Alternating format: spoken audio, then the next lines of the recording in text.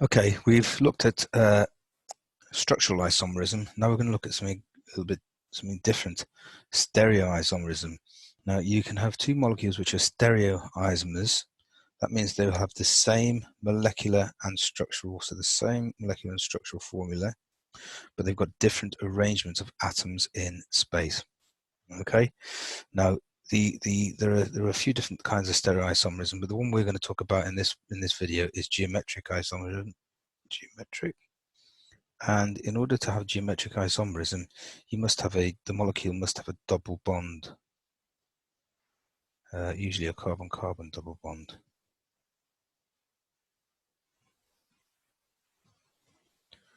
Okay, now let's just have a little think about the way we draw things is sometimes a little bit misleading. So I could draw, I could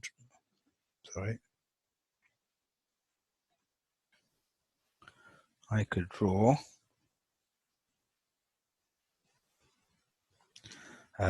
dichloroethane, okay? 1,2-dichloroethane. I'm going to draw it like that.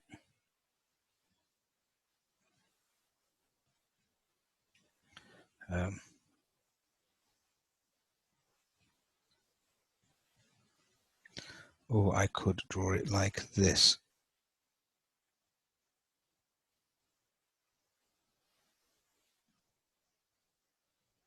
And let's be absolutely clear, these are exactly the same. There's no difference between this one, where I've drawn chlorines both on the same side, and this one where I've drawn them on opposite sides. Because don't forget, these are 2D representations of a 3-dimensional molecule.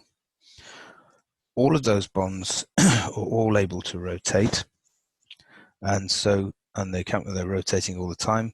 So the chlorines at one point may be close to each other, like there, or they may be there. There's no difference between them. And don't forget, we've drawn that thing, it looks flat, doesn't it? It looks like all the bond angles are 90 degrees. Of course, you know it's not flat. All the bond angles in that are actually 109.5. Each carbon is the center of a tetrahedral. So let's be absolutely sure that we know that even though you may draw those two things differently, firstly, they're 2D representations of 3D structure, so that, and secondly, they are exactly the same. However, when we have a double bond, it makes things a little bit different. So let's think what will happen if we have 1,2-dichloroethene. Okay, instead, right, now, if we remember so we're going to think about 1,2-dichloroethene, which I'll draw there like this.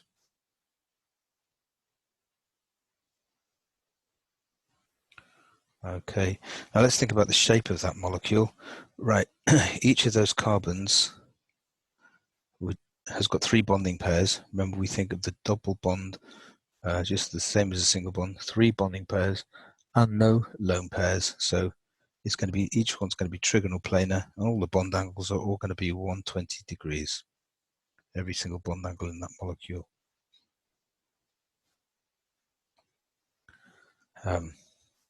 So I'm going to draw that to show, of course, this bond is made up of a sigma and a pi bond.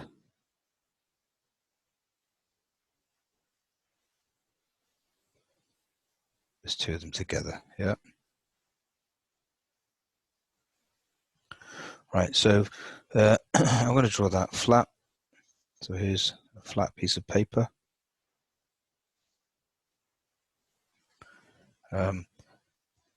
Gives it a bit of depth.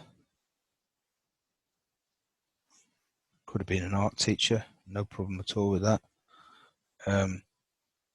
So I'm going to draw, all those atoms are all in the same plane.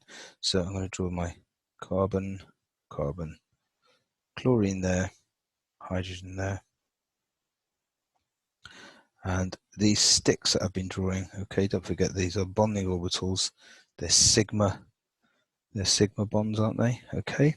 And the double bond, I'll draw in a different color, is of course that bit's the pi bond. So you have one lobe of the pi bond above the plane of the molecule, and you have one below with the pi bond below the plane of the molecule. So that's what that molecule is going to look like. Now, you can see in that case the chlorines are on the same side as each other. Okay, Cl's on the same side. I could draw another version of that. I'll draw it here, where the chlorines are going to be on the opposite side of each other. So one chlorine there, but this one is opposite it, okay? And we're going to have the pi bond again here.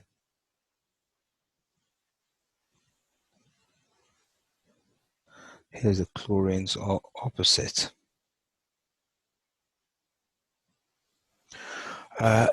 And you probably able to appreciate that those two molecules are going to be different to each other. They're not the same. So if I draw that shorthand rather than to draw a picture, I draw it like that, Cl on both sides. And here I would draw them on opposite sides.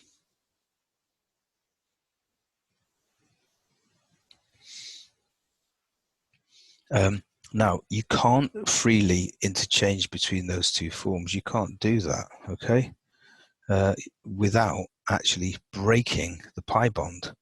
Because if you want to twist that around, yeah, you'd have to break the pi bond. And of course, breaking a bond requires quite a lot of energy, and so that's not going to happen like at low temperatures.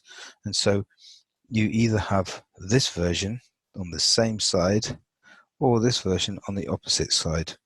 So they are stereoisomers. They've got the same molecular and structural formula, but the arrangement of the atoms in space is different. We think, well, does that actually make any difference? Well, it will do actually, because if you think about the boiling points of these two, okay, they're going to be different, because if you think about the van der Waals forces, it's going to be quite different. This one, you're going to have the chlorines. Okay, this one here, the chlorines are all going to be on one side of each other. Here, it's more spread out. I think this one is going to have stronger van der Waals forces because they have a great surface area of electric charge, if you like, more possible points of contact. So they will have different physical properties to each other, the two different isomers, and they can't be interconverted between each other. Okay, so that's what stereoisomerism is. Now, this is usually, these are the old-fashioned way of calling this. You would call this, you call this the cis form, okay, together, and you call this one the trans form, which means they're opposite. We don't actually use those terminology anymore. Although you may have heard them used in everyday life. You talk about fats, you may have heard about trans fats. Well, trans fats have got double bonds in them, yeah, and they're not good for you. It's naturally occurring fats with double bonds are always in the cis form, always opposite each other. But what we call this one, these two are together. We call this the Z form, and Z is German, I believe, for it stands for zusammen, which is together, and this is called the E form, which stands for entgegen, which is opposite. So if you didn't do German, you don't know any German, you might think of like I tend to think of this togethers. That's how I sort of remember it. Anyway, that's the Z form and that's the cis form.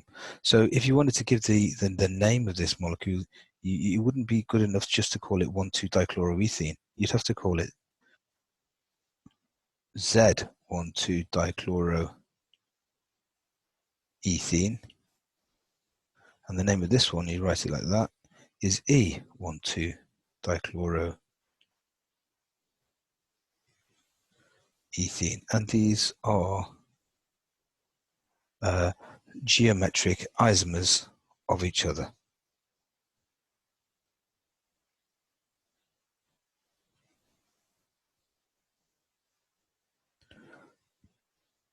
Okay, I'm going to leave that video there. That's the basis of of geometric isomerism. We're going to, in the next video, give some more examples of molecules which could perhaps show this kind of stereoisomerism.